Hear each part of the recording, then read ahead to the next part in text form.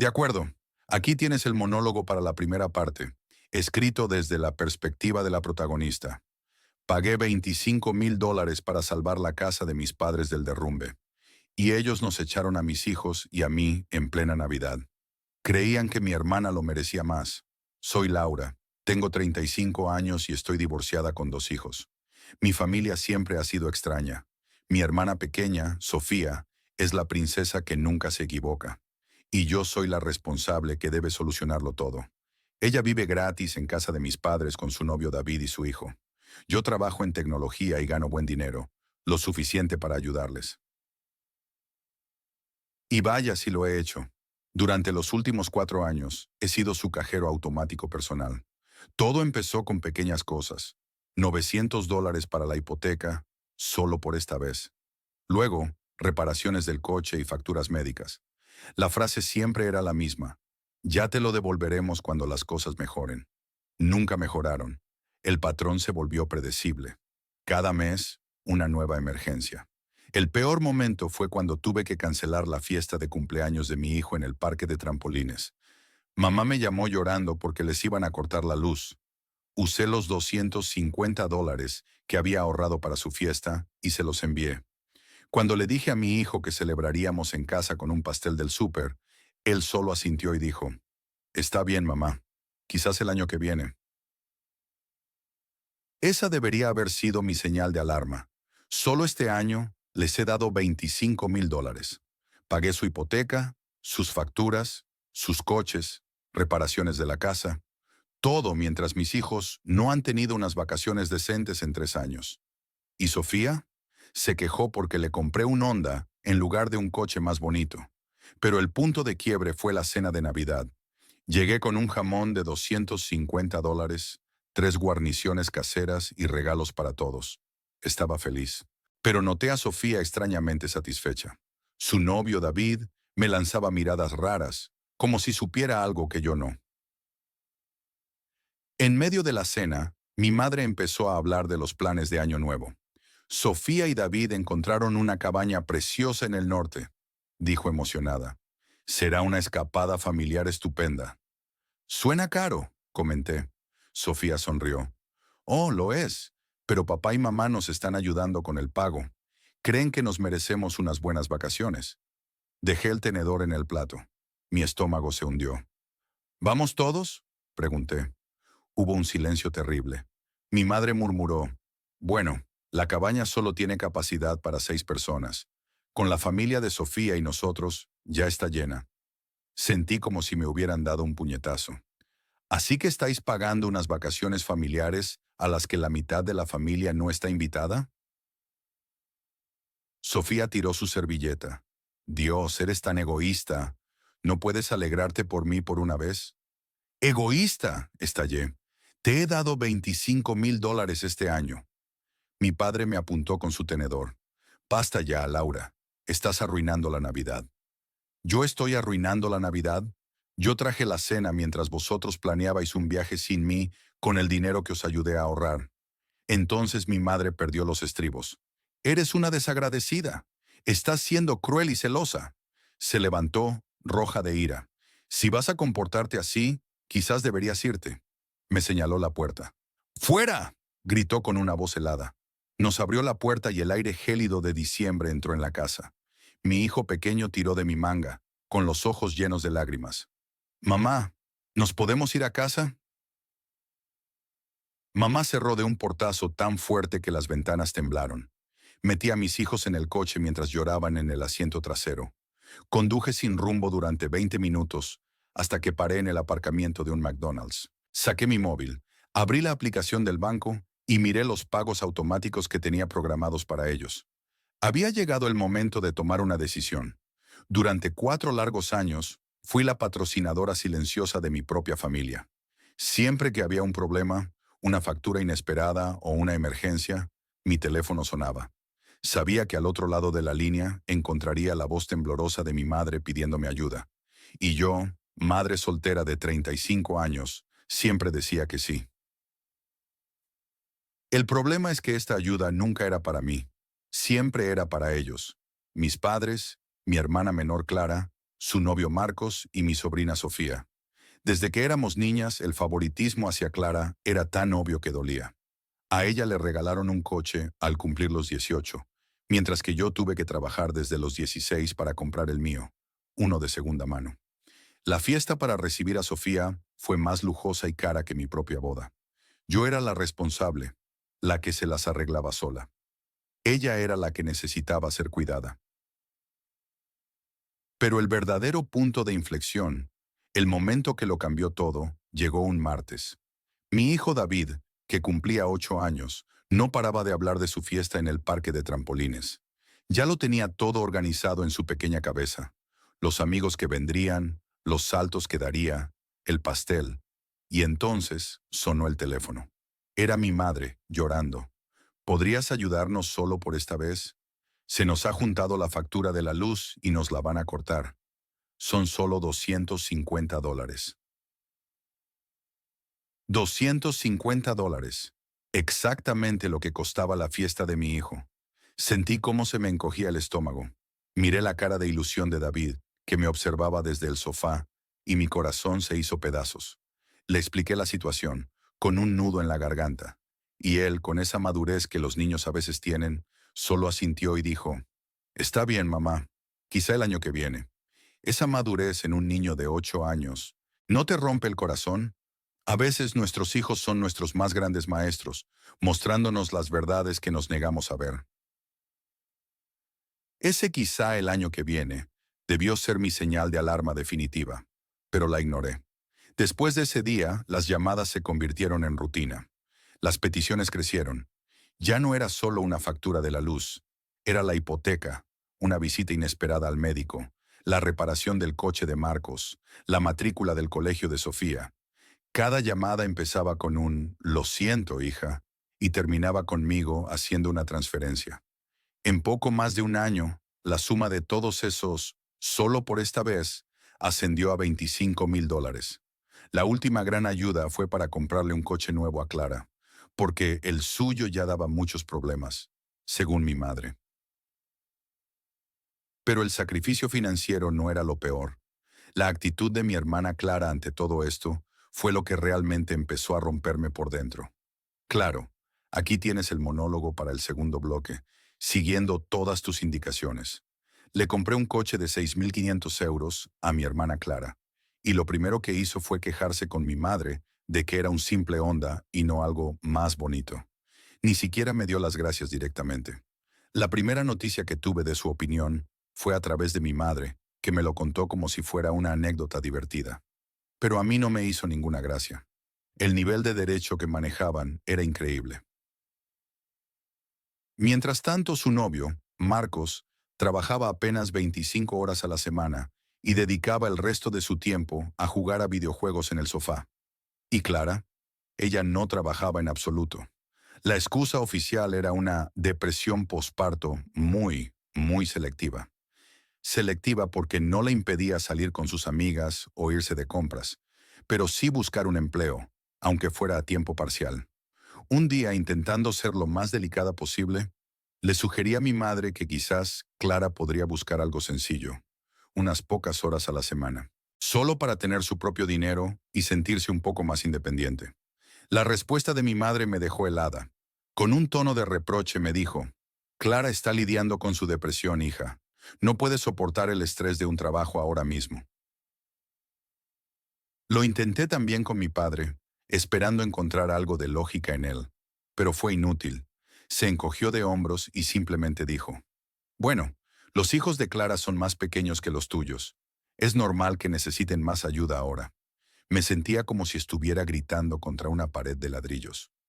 ¿Alguna vez has sentido que eres el único que ve la verdad, mientras todos a tu alrededor eligen no mirar? Es una soledad extraña, ¿verdad? La humillación definitiva llegó unos días después, en otra llamada. Mi madre, casi como si me estuviera contando un secreto, me soltó la frase que Clara le había dicho sobre el coche. Con voz casi inocente me dijo, «Tu hermana comentó, si Sara puede permitirse ayudar, ¿por qué no puede ayudar como es debido? Pero ya sabes cómo es ella». No lo decía con mala intención. ¿Ayudar como es debido? Un coche de casi 7.000 euros, pagado con mi esfuerzo, no era ayudar como es debido. La audacia, la absoluta falta de gratitud, me dejó sin aliento. El problema ya no era el dinero, sino el derecho que sentían sobre mi vida, mi trabajo y mis decisiones. Pero por más que intenté explicarlo, nadie escuchaba. Ignoraron todas y cada una de mis advertencias. Y esa ceguera voluntaria, esa decisión de proteger una mentira cómoda, preparó el escenario para el desastre final, la cena de Navidad. El aroma a pino y canela llenaba la casa de mis padres, y por un momento me permití sentir la magia de la Navidad. Dejé el jamón de $250 sobre la encimera de la cocina, al lado de la montaña de regalos que había comprado para todos. A pesar de mis propias dificultades, quería que tuvieran una noche perfecta, una noche sin preocupaciones. Mi hermana Clara me recibió con una sonrisa que no le llegaba a los ojos, una sonrisa tensa y extraña. Entonces lo noté. Sus uñas, una manicura en gel perfecta y carísima, brillando bajo la luz. Un regalito de mamá, dijo, estirando los dedos con aire presumido, como si fuera un trofeo. Sentí una pequeña punzada de inquietud, pero la ignoré. Poco después, mientras yo ayudaba a desempacar la comida, Clara me agarró del brazo y me llevó a la cocina, lejos de los demás. Su voz, ahora falsamente compungida, resonó en el silencio de la habitación, lo suficientemente alta para que mi madre, que estaba cerca, pudiera oírla perfectamente. Mamá me comentó que andas con problemas de dinero. Susurró con una preocupación fingida que me revolvió el estómago. Me quedé helada. ¿Problemas de dinero?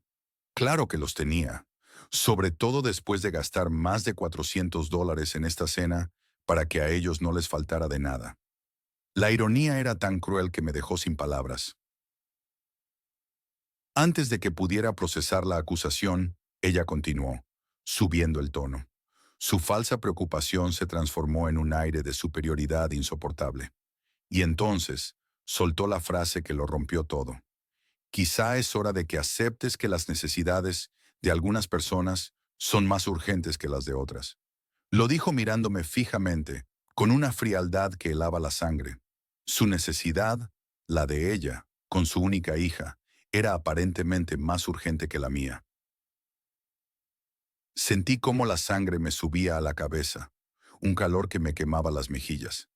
Ella me decía eso a mí que tengo 2 hijos que dependen completamente de mí, a mí que ese mismo año les había dado $25,000 de mis ahorros para pagar sus deudas y sacarlos de apuros. La traición me golpeó como una bofetada. No era por el dinero, era la humillación. Me estaban usando, y además, me hacían sentir culpable por ello. ¿Alguna vez has sentido cómo te apuñalan con tu propia amabilidad? ¿Cómo usan tu generosidad como un arma en tu contra?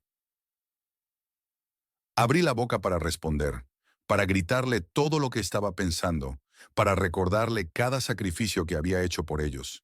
Quería exponer su mentira, su egoísmo, justo ahí, en medio de la cocina.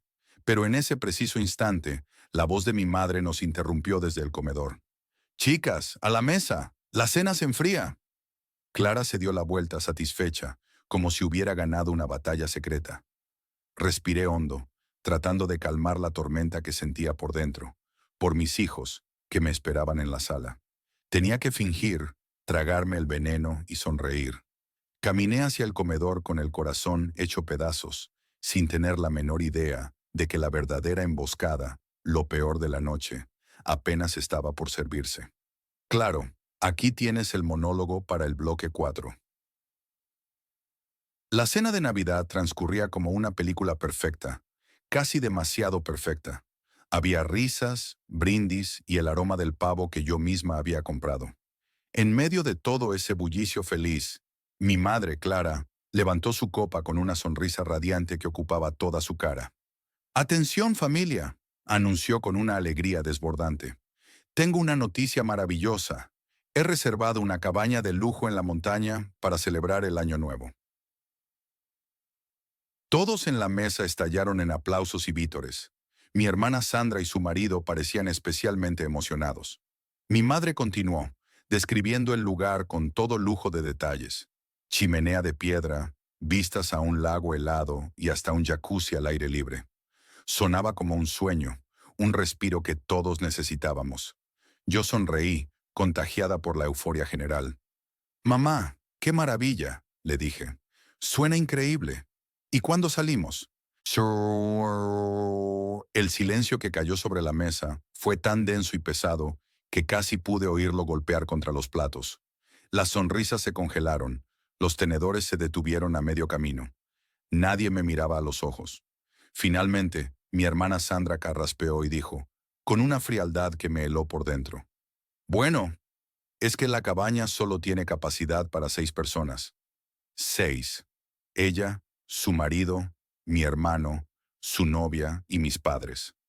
La cuenta era exacta, y yo, junto a mis 2 hijos, claramente no estaba incluida. ¿Alguna vez habéis sentido cómo un silencio puede doler físicamente? Fue como si el aire se hubiera vuelto sólido y me golpeara directamente en el pecho. Miré a mi madre, buscando una explicación, una broma, cualquier cosa, pero ella solo apartó la vista, incapaz de sostenerme la mirada. Fue entonces cuando todas las piezas encajaron en mi cabeza con un chasquido doloroso. La ayuda de los padres para pagar esas vacaciones de lujo. Esa era mi ayuda. El dinero que yo les daba cada mes, el fondo familiar al que solo yo contribuía religiosamente. Habían pagado su paraíso personal con mi esfuerzo. Y entonces exploté. La paciencia, la comprensión y la hija abnegada se hicieron humo en un instante. «¿Estáis de broma?», pregunté, y mi voz sonó extraña, temblorosa de rabia. Les recordé las matrículas de la universidad de mi hermana, las facturas que cubrí sin que nadie me lo pidiera, los constantes préstamos que nunca volvían. Mi voz se elevó hasta convertirse en un grito. «Incluso el maldito jamón que os estáis comiendo ahora mismo lo pagué yo». En lugar de ver arrepentimiento en sus caras, solo vi indignación. Sandra me miró con un desdén que nunca olvidaré. «Tú puedes permitirte tus propias vacaciones. Nosotras no», espetó, como si mi capacidad para trabajar fuera un crimen contra ellos. Los demás se unieron al coro, acusándome de ser una egoísta, de tener mal carácter, de estar arruinándoles la Navidad con mi drama. Yo no daba crédito a lo que oía. La escena culminó cuando mi madre, con el rostro rojo de ira, se levantó de la silla de un salto. Su dedo temblaba mientras me señalaba la puerta principal. «Si te vas a comportar así, quizá deberías irte», gritó, con la voz rota por la furia. Y luego, la palabra que lo rompió todo para siempre: «¡Fuera!».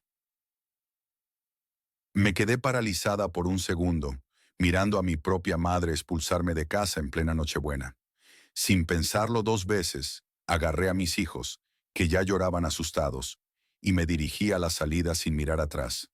Mientras la puerta se cerraba de golpe detrás de nosotros, dejándonos en el porche helado y en la noche oscura, lo supe. Supe que esa puerta no solo se había cerrado a mis espaldas, sino que había cerrado para siempre un capítulo de mi vida. En el aparcamiento de un McDonald's, mientras mis hijos comían su cena de Navidad improvisada, abrí mi aplicación bancaria y lo cancelé todo. Fue una demolición metódica y fría. 4 años de dependencia financiera, borrados con unos pocos toques en la pantalla de mi móvil. Primero, la hipoteca de la casa de mis padres. Cancelar. Luego los pagos de las facturas médicas de mi padre. Cancelar. El estipendio mensual que les enviaba para la compra. Cancelar. Cada pago automático que los mantenía a flote, detenido en seco. No me detuve ahí. Llamé a mi banco y a cada una de las compañías de servicios. Pedí que me eliminaran como contacto de emergencia y como método de pago de respaldo de todas las cuentas de mis padres. «Sí, estoy segura», repetía una y otra vez, con una calma que me asustaba hasta a mí misma. ¿Sabes? Es extraño. ¿Alguna vez has tomado una decisión tan drástica que, mientras la ejecutas, sientes que estás flotando fuera de tu propio cuerpo? Así me sentía yo, observando a una extraña destrozar metódicamente su vida anterior. El teléfono no tardó en sonar. El primero fue mi padre. Su voz era un susurro cansado, la misma excusa de siempre. Hija, ya sabes cómo se pone tu madre cuando Clara llora. Ni siquiera intentó defenderla de verdad, solo justificarla. Luego llamó mi madre, gritando que cómo me atrevía a humillarlos de esa manera en Navidad. Pero por primera vez, sus gritos no me afectaron. El hielo en mis venas era más fuerte. Le dije con la voz completamente plana: he terminado de hablar, he terminado de pagar, y he terminado de fingir que los deseos de Clara son más importantes que la dignidad de mis hijos. La última en llamar fue Clara, por supuesto, llorando a lágrima viva, con una disculpa tan repentina como falsa. No quería que esto pasara. Sollozó al otro lado de la línea. Yo solo quería que todos nos lleváramos bien. La ironía casi me hizo reír. Le respondí con la misma frialdad antes de colgar. Es demasiado tarde para disculpas, demasiado tarde para explicaciones, demasiado tarde para todo. Ellos pensaron que mi decisión era un simple berrinche, una pataleta de niña enfadada. No sabían que la verdadera catástrofe financiera para ellos estaba a solo 4 días de distancia. Claro, aquí tienes el monólogo. Apreté el botón de enviar y sentí como el aire abandonaba mis pulmones. Acababa de lanzar una bomba atómica en el chat de nuestra familia. Primero, la captura de pantalla del mensaje de mi hermana Laura. Mi hija Sara se quedará en la calle por tu egoísmo. Y justo debajo, el golpe de gracia. Mi mensaje. Laura cree que soy egoísta por no pagar más su alquiler. Aquí hay un desglose de lo que gasté este año para mantener a todos a flote. Adjunté el documento. $25,000 detallados, línea por línea. El alquiler de su casa, las mensualidades de su coche, sus vacaciones en la playa, mientras mis hijos reutilizaban cuadernos del año anterior. El chat quedó en un silencio sepulcral. Cada segundo se sentía como una hora. Miraba la pantalla esperando la explosión, el torrente de acusaciones, de insultos.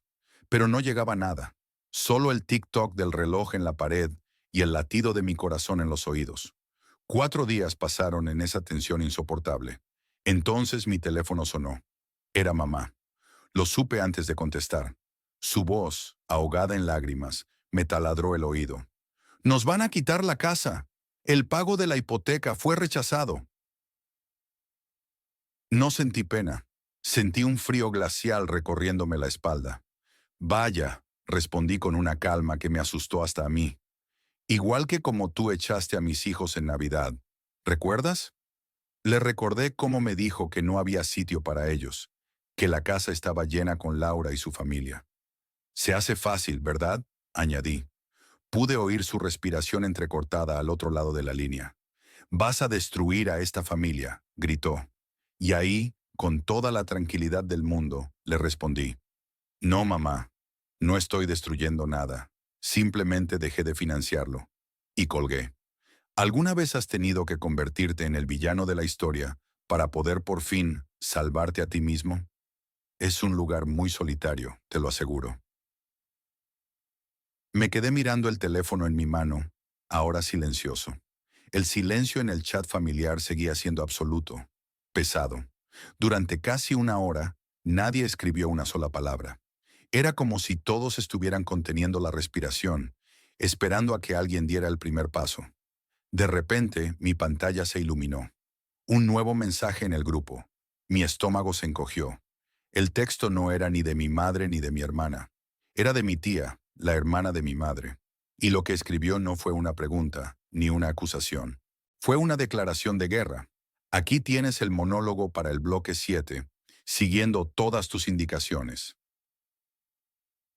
En menos de una semana, toda mi familia extendida se había vuelto contra mis padres y mi hermana.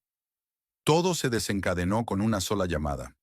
Harta de guardar silencio, harta de ser la mala de la película, llamé a mi tío Carlos y se lo conté todo, sin filtros. Le expliqué lo del dinero, la manipulación, cómo me echaron de casa en plena Navidad con mis hijos. Su silencio al otro lado de la línea fue atronador, y luego solo acertó a decir, «Cielo santo, Sofía, no tenía ni la menor idea». Esa fue solo la primera ficha de dominó. La noticia corrió como la pólvora por el resto de la familia. Mi tío Carlos no esperó ni un minuto. Llamó a mi padre para decirle que debería estar avergonzado de sí mismo. Pero el verdadero terremoto fue mi abuela Elena.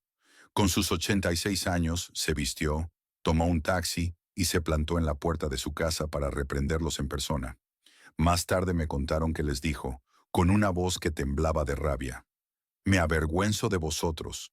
Esa chica os lo dio todo y echasteis a sus bebés en Navidad por una niña perezosa que no quiere trabajar». Mientras tanto, la guerra digital estalló en el perfil de Facebook de mi hermana Clara. Mis primos, que hasta entonces se habían mantenido al margen, inundaron sus fotos con comentarios. «Consigue un trabajo. Deja de vivir de tu hermana. Qué vergüenza de persona». Fue tan abrumador que, en menos de un día, Clara, completamente humillada, tuvo que eliminar su perfil. Por primera vez, probaba un poco de su propia medicina. Y mientras ellos se hundían, mi teléfono empezó a iluminarse. Eran mensajes de apoyo de familiares con los que apenas hablaba. Primos lejanos, tías, todos ofreciéndome ayuda, validando mis sentimientos y diciéndome que habían sospechado que algo no iba bien. Cada mensaje era como un bálsamo, una confirmación de que no estaba loca, de que mi dolor era real. ¿Conoces esa sensación? Ese alivio inmenso que te inunda cuando, después de tanto tiempo sintiéndote sola, alguien finalmente te dice: «Te creo». Es como si pudieras volver a respirar. De repente mis padres y mi hermana se encontraron completamente solos, en una isla creada por sus propias mentiras y abandonados por todos. Ya no tenían a nadie a quien manipular, a nadie que les diera la razón. Por primera vez en sus vidas, se enfrentaban a las consecuencias reales de sus actos, sin un escudo que los protegiera. Y entonces, justo cuando pensaba que por fin podría tener un momento de paz, mi teléfono vibró. Miré la pantalla. Era un número que conocía demasiado bien. Era mi padre. Aquí tienes el monólogo para el bloque 8. Ellos perdieron la casa, y yo usé el dinero de su hipoteca para llevar a mis hijos a Disney World. Suena brutal, lo sé, pero es la cruda verdad. Mis padres perdieron el hogar donde crecimos, esa casa con 22 años de recuerdos acumulando polvo. Ahora viven en un pequeño y triste piso de alquiler. ¿Y mi hermana Clara? Ella y su hijo terminaron mudándose con los padres de Mateo, su novio. Por lo que me contaron, la madre de él la tenía limpiando la casa de arriba abajo, como si fuera la empleada. El karma, supongo, tiene un retorcido sentido del humor. Mientras tanto, yo sentía que por fin podía respirar, liberada de esa carga financiera, ese agujero negro que se tragaba mi sueldo. El dinero era por fin nuestro. Vi las caras de mis hijos iluminarse bajo el sol de Florida, puras, sin rastro de la tensión que habíamos vivido. Con ese dinero los apunté a clases de piano, algo que siempre habían querido, y a un equipo de fútbol.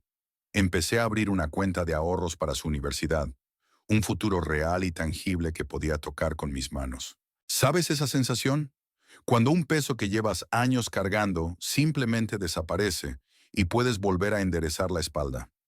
Es como volver a respirar después de haber estado conteniendo el aliento demasiado tiempo. Claro, la historia estaba destinada a repetirse. A los pocos meses, a Clara la despidieron de otro trabajo. Volvió a casa de mis padres, a ese pisito abarrotado donde ahora malvivían los tres.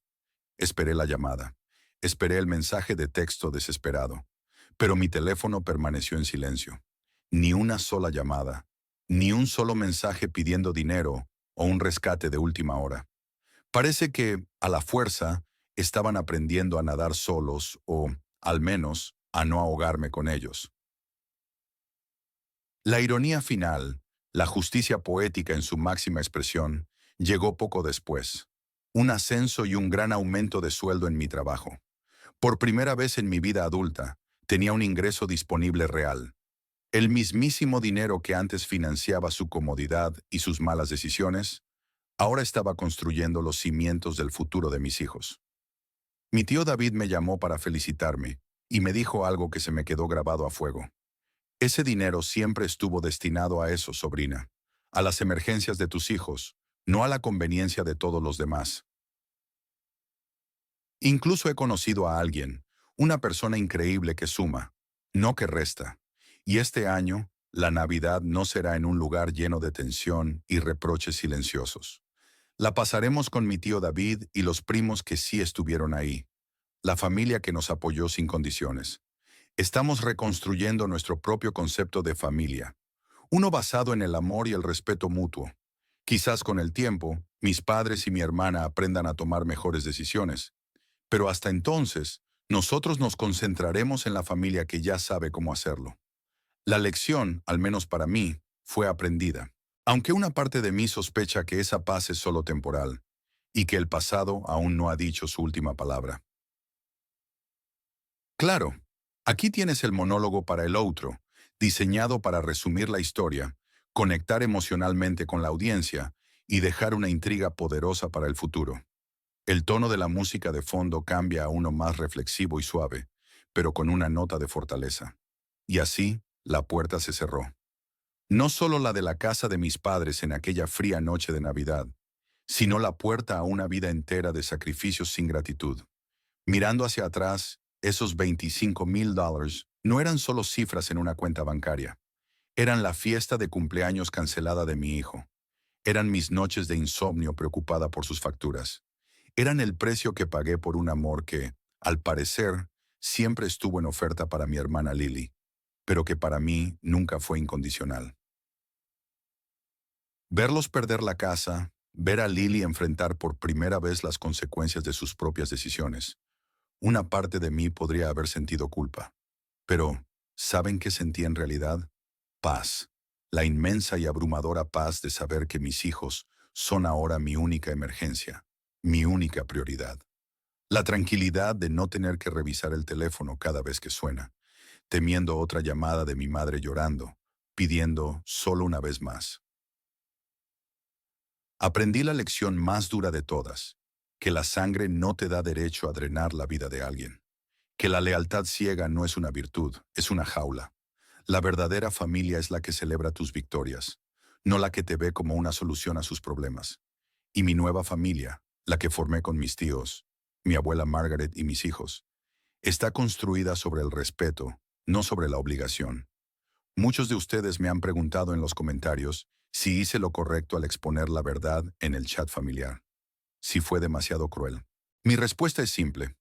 La crueldad fue dejar que mis hijos vieran cómo su madre era humillada año tras año. La crueldad era enseñarles que debían hacerse pequeños para que otros pudieran sentirse grandes. Mi única opción era quemar el puente para que ellos pudieran tener un camino despejado hacia el futuro. Y por un tiempo, pensé que la historia había terminado ahí, con ellos aprendiendo a sostenerse por sí mismos y yo usando el dinero de su hipoteca para, finalmente, crear recuerdos felices con mis hijos en Disney World. Creí que el silencio de su lado del mundo era el final de la guerra, pero estaba equivocada. Justo cuando empecé a creer que era libre, hace 3 semanas, una carta llegó a mi buzón. Sin remitente, pero reconocí la caligrafía temblorosa de mi madre al instante. Mi corazón se detuvo. Dentro no había una petición directa de dinero, no como antes. Eran páginas y páginas de una supuesta disculpa. Hablaba de cuánto me extrañaban, de cómo el malentendido de Navidad había destruido a la familia, de cómo Lily estaba intentando cambiar. Leí cada palabra, buscando una pizca de remordimiento genuino. Y casi lo creo. Casi. Hasta que llegué a la última frase de la última página. Una sola línea, escrita casi como una ocurrencia tardía, que no era una petición, sino algo mucho peor. Una condición. Una condición que, si yo aceptaba, no solo pondría en riesgo todo lo que he construido, sino que me arrastraría de vuelta a un juego mucho más peligroso que el financiero. ¿Quieren saber qué decía esa frase? ¿Y qué nueva trampa se escondía detrás de una disculpa que parecía sincera? Esa es una historia para el próximo video. No se lo pierdan.